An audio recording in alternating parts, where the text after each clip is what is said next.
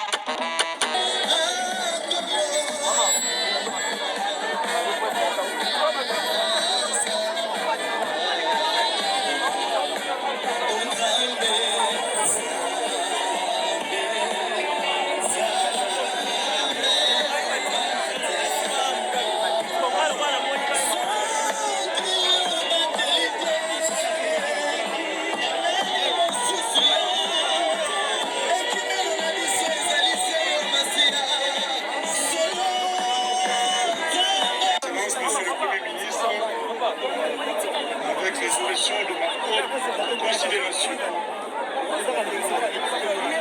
Excellences, Mesdames et Messieurs les ministres, Honorable Président de l'Assemblée provinciale de Kinshasa,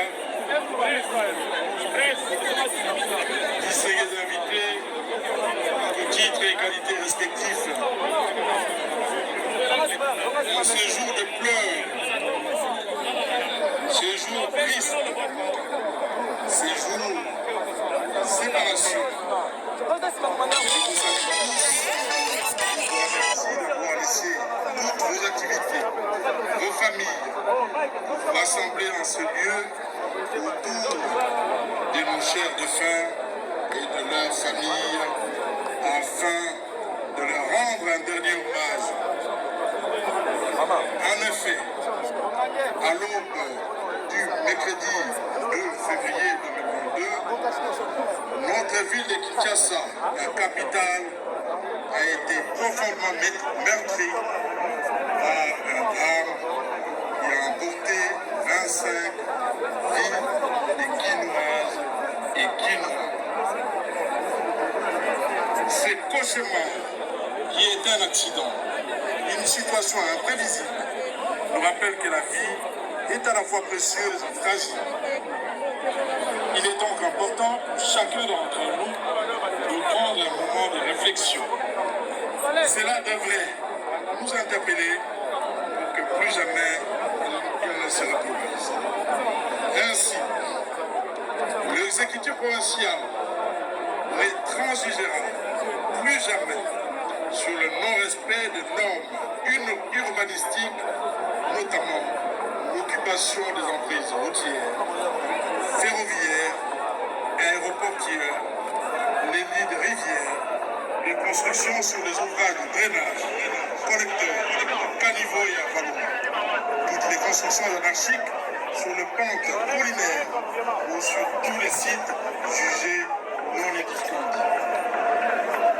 Cette tragédie, au-delà de nos larmes, est un moment sacré d'union des Kinoises et Kinois dans la tristesse, également dans l'espoir des jours meilleurs. Au nom de toute la population de Kinshasa, je tiens à remercier particulièrement Son Excellence M. Félix Antoine Tshisekedi Tshilombo, chef de l'État et père de la nation, ainsi que des Kinoises et des Kinois qui n'a aménagé aucun effort pour descendre personnellement sur le lieu afin d'essuyer les larmes des familles et ordonner lui-même